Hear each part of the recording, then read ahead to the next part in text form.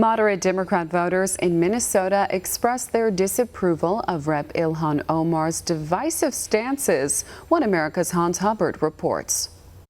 Minnesota Representative Ilhan Omar edges out her primary opponent to the chagrin of some of her district's more moderate voters. The first-time Congresswoman won the Democrat Party nomination for the state's 5th district, taking just over 57% of the vote in Tuesday's primary. Out of the 4 progressive freshman representatives known as the Squad, Omar faced the hardest primary race, as she was the only one in the group facing a challenger who came close to her campaign in terms of funding. Her opponent, Anton Melton Moe, a lawyer who ran on a more moderate platform than Omar, raised more than $4 million overall, nearly matching the incumbent and outracing her in the latest cycle. Some have attributed the unexpectedly high support for her challenger to perceptions of Omar as disconnected from her district and of being an especially divisive figure, even when compared to her progressive peers. There's a lot of focus. I went through her voting record myself. A lot of focus on international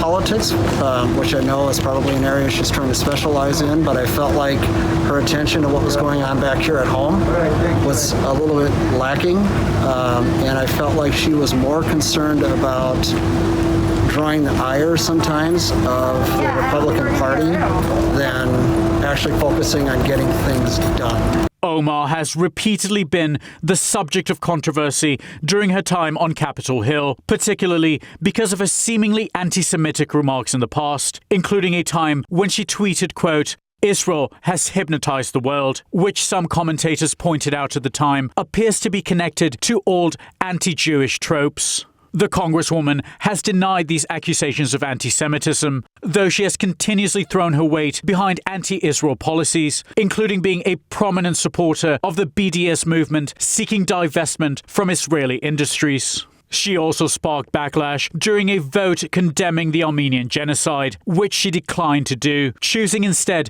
to cast her vote as present.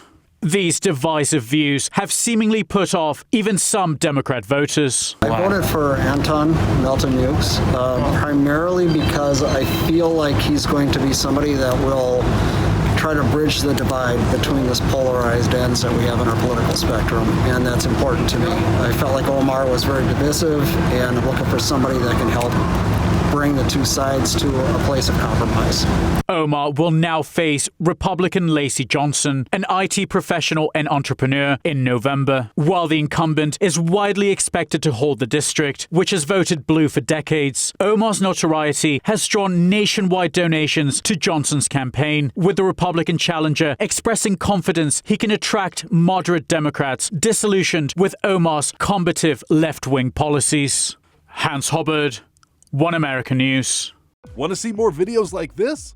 Click on the link below and subscribe to One America News on YouTube, and call your cable provider and kindly demand that One America News is added to your lineup. Call and subscribe today.